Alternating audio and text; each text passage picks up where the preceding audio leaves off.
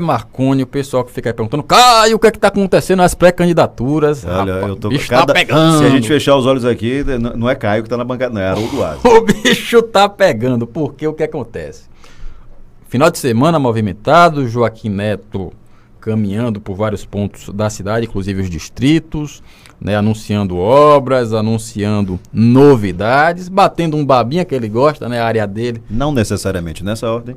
Ele é médico do Atlético, né? Então ele tem uma identificação muito grande com o esporte, o pessoal que pratica esporte. Ele tem dado uma atenção especial, principalmente nas últimas semanas, últimos meses, a essa gama de pessoas, né, que gostam do esporte. Então ele tem feito essa aproximação. E por outro lado, o Paulo César também, correndo a cidade, né? Cada ponto que chega sendo bem recebido, e ele está com a estrutura de assessoria, é uma coisa mesmo de pré-candidatura profissional, né? Sempre filmando, Instagram, obviamente que não é o Paulo César que mexe no Instagram, no Facebook, não é o feitio dele, mas ele tem uma estrutura, né, bastante elogiada, né, uma estrutura mesmo de pré-campanha. E ele esteve na Praça Kennedy, ali em frente ao bar que tem ali na Praça Kennedy, rapaz, que foi de gente rodeando o Paulo César. Mas por que a gente toca nesse assunto? Porque tá rolando enquetes aí nas redes sociais e uma briga danada entre o grupo do Joaquim Neto e o grupo do Paulo César, né? Um dizendo que o outro tá melhor, enfim.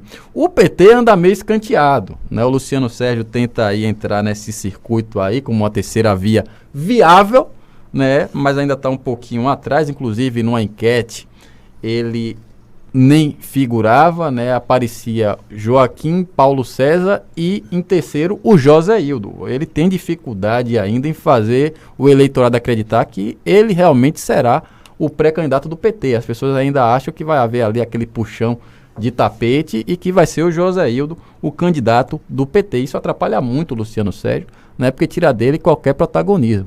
Ele também tem dificuldade em apresentar, né, algum tipo de ação, de trabalho propositivo para Alagoinhas, no sentido de execuções de emendas, enfim, né, de recursos para o município. O PT há muito tempo tem deixado a desejar aqui no município de Alagoinhas, né? Ele realmente tem uma atuação bastante elogiada na oposição, de crítica, fiscalização, enfim, mas na atuação de investimento, de atração de recursos para a cidade, né, realmente está deixando aquém.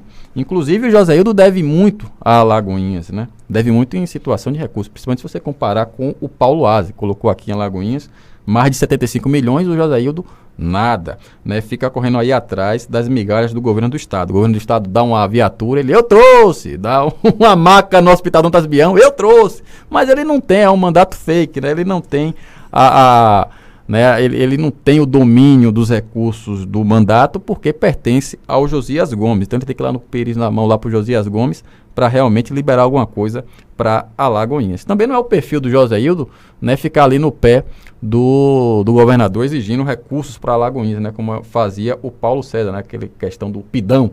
O Joséildo não é um pidão, né, mas o PT tem essas dificuldades aqui em Alagoinhas. Então fica essa discussão, né, das pré-candidaturas. Uma mensagem que eu vi aqui agora, no WhatsApp, diz o seguinte, baseado no seu comentário aí, quando instantes atrás você falou a respeito dos principais pré-candidatos que hoje estão figurando, sendo mais comentados, o Paulo César e o Joaquim Neto. Teve uma pessoa que diz o seguinte, Joaquim Neto venceu a outra porque o candidato não era o Paulo César, agora tende a ser muito mais difícil, porque ele enfrentará Paulo César, que inegavelmente tem se mostrado muito forte, sobretudo na zona rural, na periferia, tem se mostrado muito forte. Só que uma coisa é campanha, uma coisa é pesquisa, outra é o resultado das urnas. Mas você vê que o interesse das pessoas pelas eleições municipais, ele historicamente é sempre muito maior, né, do que as chamadas eleições gerais. Sim. Então as pessoas tendem a se envolver muito mais porque dentro da sua cidade, eles vão escolher os representantes da sua cidade. E há quem diga que há uma tendência muito grande, isso, Gomes, você que tem uma experiência muito grande da análise desses fatos, pode ver que se desenha uma tendência de polarização, sim, entre o Paulo César e o Joaquim Neto, por ser o atual prefeito, está aí, como se diz, com a máquina na mão. E esse interesse começa a aflorar cada vez mais agora. Eu ouvi muita gente dizendo textualmente na minha frente: eu não quero saber de política, eu não vou votar em ninguém. E já presenciei em alguns momentos já rodeando o político, né, e ouvindo o que ele dizia. Então, na realidade, é interessante que haja isso mesmo, que as pessoas procurem ouvir, procurem fazer distinção entre um projeto e outro, até mesmo para votar no projeto menos ruim, se for o caso, porque tem gente que diz que ninguém presta, que eu não vou votar em ninguém. Olha, o voto nulo, o voto útil é o voto da omissão, e o voto da omissão acaba favorecendo sempre alguém e não favorece a cidade, na maioria absoluta das vezes. O importante é que se vote com a consciência e que se vote, até que o voto seja errado, mas que a pessoa vote pensando que está votando certo e não vote por interesse pessoal, mas vote por interesse coletivo, de ver uma cidade melhor, de ver o progresso chegando cada vez mais, porque a gente no passado presenciava as promessas, né, e depois elas ficavam no esquecimento. Hoje, com as redes sociais, fica muito mais fácil tanto você cobrar dos seus representantes as promessas não cumpridas, como acompanhar aquilo que eles não estão deixando de fazer na realidade, ou seja, o que eles estão deixando de fazer. Deixa eu repetir, que ficou meio truncado isso aqui. Então, os políticos agora têm um papel muito interessante, né?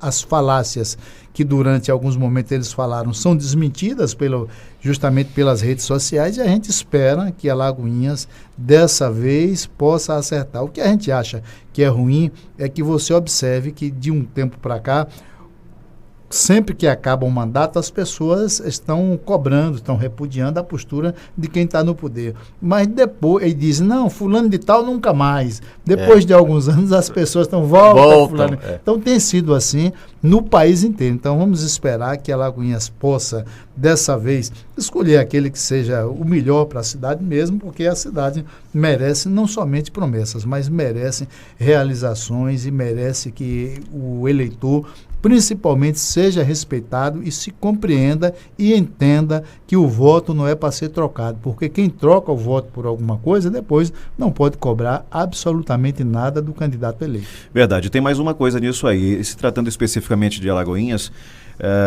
muitas pessoas, muitos grupos com interesses, outros, claro, por fazerem parte de grupos políticos, e aí é bom que a sociedade preste bastante atenção. Primeira coisa, qual percentual, Caio, de pessoas que hoje fazem parte ou que ao longo do mandato do atual prefeito fizeram parte do seu governo, que estavam no governo passado, e eu não me refiro, claro, a servidores públicos efetivos, pessoas ligadas a grupos políticos. E aí muito se comentou ano passado de que o povo quis uma mudança muito grande porque estava insatisfeito com o Paulo César, que vinha de 2 mandatos. Quando o Paulo César, até aqui, pelas pesquisas vistas, embora sejam questionáveis, porque há quem afirme categoricamente que essas pesquisas não têm valor algum e não representam a realidade, mas pela demonstração, inclusive, que as pessoas têm dado nas ruas e os próprios comentários, como as coisas mudam, né? Se estavam insatisfeitas e por isso elegeram uma outra pessoa que nunca tinha, inclusive, sido candidata a prefeita aqui, quer dizer, e agora este que não saiu bem avaliado, segundo muitos comentários, está mais forte nas pesquisas, quer dizer, a gente fica, né? O que é que o povo, afinal de contas, acha? As pesquisas refletem a realidade? Não refletem? Tem muito fake nisso? Tem muita coisa dita antes da hora? Então, ainda é uma incógnita, e se o resultado das pesquisas que têm sido divulgadas até aqui se mantiver, isso pode representar que o atual prefeito não conseguiu ser a mudança que o povo desejava no momento em que ele foi eleito. Então, tudo isso será esclarecido a partir do resultado dessas eleições. Não, claro, mas a gente chama a atenção de 2 pontos. Você já chamou a atenção, que é realmente essa pulada aí de agremiação, né, do cesismo para o joaquinismo. Realmente o sufixo fica a depender da conveniência, né? Ismo. Não, houve uma troca. Você vê que o Paulo Aze rompeu com o Paulo César, né? O DEM elegeu praticamente o Joaquim, né? Foi a agremiação que deu a possibilidade de Joaquim disputar a eleição, e agora está aí, né, em vistas de uma aliança do Paulo César, que outrora, né, era o diabo, né? Inclusive, o DEM foi o principal fiel da balança para a instauração de uma CPI do SAAI no final da gestão do Paulo César, no ano da eleição, e que atrapalhou e muito a candidatura da Sônia Fontes, né, já que ela era a candidata do prefeito. Do então prefeito, no caso, Paulo César. Outra questão é as pessoas que ficavam, né, com o Paulo César, no governo do Paulo César, que hoje estão no joaquinismo, né? Você tem aí o PTC, né, o Gessé Bico de Pena, que foi inclusive secretário de Relações Institucionais do Paulo César. Que já esteve no governo de Joséildo. Também. Então você vê que é um pessoal que gosta do governo, né? É um pessoal que não importa quem seja o governo. O que importa é o governo. Você tem o Márcio da Linha Verde, que inclusive também foi secretário do Paulo César, secretário da SEMA, substituindo a Tatiane Andrade. Foi também da CEMAG, né? Não, Central de Abastecimento, diretor da Central de Abastecimento. Quer dizer, ocupou vários cargos da estrutura do Paulo César e hoje está de braços dados com o joaquinismo. Inclusive, o PR, no caso, sofre inclusive disputas internas pelo controle do partido. Não está bem para o Márcio da Linha Verde, não, mas ele está aí de junto aí do Joaquim Neto. Mas fica aquela dúvida se realmente o pessoal vai fazer campanha por Joaquim ou vai preferir quem esteja na frente na eleição. Outra questão é o líder do governo, o Cleto da Banana, que era também um vereador muito ligado ao Paulo César e hoje está com Joaquim, rende graças a Joaquim. Quer dizer, há uma pulada de cerca aí de ambos os lados que realmente fica difícil para a população entender. Coerência zero. Coerência zero. Por outro lado, a gente também tem que destacar o seguinte: não se definiu ainda a questão do processo do Paulo César. Né? Em havendo uma condenação, ele vai virar vidraça mais de todo mundo.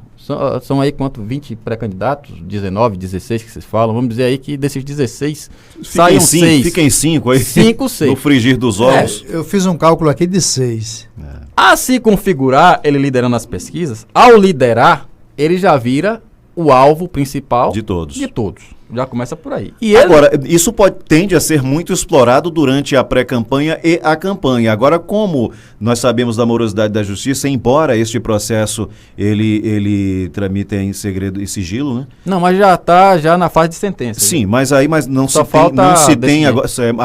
Essa sentença poderá ser proferida quando? E com qualquer momento. Sim, mas a qualquer momento pode ser hoje, pode ser daqui a um ano. E tem outra coisa, os recursos que certamente serão interpostos após essa sentença ser dada. Não, mas o que a gente fala, Marcolino, não é nem a questão da prisão, não. Mas é o custo político de uma condenação, mesmo que seja em primeira instância. Não é você ser condenado em primeira instância, você está lá com a condenação. Até porque, para ele ser inviabilizado eleitoralmente, teria que ser condenado por um órgão colegiado em segunda instância. Exatamente. Então, isso atrapalha muito. Eu não sei como é que o Paulo César vai participar de debate, ou vai enfrentar isso, porque vai ser um bombardeio realmente se houver essa condenação aí. Mesmo que não haja a condenação dele, mas que haja a condenação dos secretários que estavam em volta dele, a própria condenação do Alex Suaro, né, já impõe uma certa dificuldade para o Paulo César nessa questão do debate, todo mundo fala. Né? Se tem corruptor, tem que ter um corrupto. Esse discurso, que inclusive é muito pertinente, porque isso nós podemos sempre e deveríamos falar disso, porque o nosso papel é manter a população bem informada, manter as pessoas bem informadas, mas quando se fala no que isso pode representar com relação a prejuízos eleitorais, Gomes, devemos lembrar que quem decide a eleição geralmente não se preocupa com esse tipo de questões. Não, mas a eleição presidencial decidiu sim. Todo mundo sabe que o voto anti-PT foi justamente por causa da Lava Jato. Né? Há um consenso nacional. O antipetismo seria o suficiente para a derrota não houvesse a quase comoção nacional em função do acontecido em Minas Gerais com o então candidato Bolsonaro? Bom, o PT não liderava. Mas seria... Não, poderia ser um outro candidato. O que eu acho difícil era o PT ganhando em qualquer chance. Poderia ser o Ciro, poderia ser o Alckmin, poderia ser o que mais? Pelo que as pesquisas mostravam naquele momento... Não, enfim. Mas também há um sentimento, sim. A credibilidade das pesquisas no Brasil, elas têm caído vertiginosamente ao longo dos anos. De umas 3, 4 eleições para cá, pouquíssimo se acertou nos resultados. E a credibilidade de certos pré-candidatos. Eu quero dizer aqui o seguinte: tem pré-candidato aí, entendeu, divulgando de forma errada e mentirosa. E eu vou citar um aqui, porque foi matéria, inclusive, de um site importante que é o Luciano Reis Notícias, né? E o vereador Oséias Menezes, que é pré-candidato do Avante, disse que ele está pontuando bem nas pesquisas. É mentira. Eu quero que ele me aponte qual pesquisa pré-eleitoral que ele aparece bem avaliado na pesquisa. É mentira. Né? As pesquisas indicam essas três forças bem à frente, né? O Paulo César, o Joaquim e o PT em terceira via, e os outros pré-candidatos, todo mundo lutando ali, diferença de décimos ali. O que tá me deixando curioso é como é que a legislação eleitoral vai ser aplicada, porque muita gente está divulgando pesquisa aí e vai acabar se embolando. Não, e enquete? Enquete não tem valor de pesquisa nenhum, né? Não tem valor científico nenhum, né, para você deliberar. Mas deixa eu pedir vênia para você, Caio, você que é um homem do direito, não é? Você fala que Oséias não está pontuando bem. Eu quero que ele me aponte qual pesquisa que ele está pontuando bem. Vamos comparar aqui, eu e Marconi William, dois candidatos, né? Marconi William tem 0,3 e eu tenho 0,3,5. Eu acho que eu estou pontuando bem. Então, essa avaliação é uma questão de ótica. Pode ser que seja avaliação só se for, né? Até para fazer... Os piores são o melhor, né? Tá bom. Só se for, você achou aí uma... Você seria um bom advogado, viu? Seria um ótimo advogado, você achou aí realmente uma Ipso fato.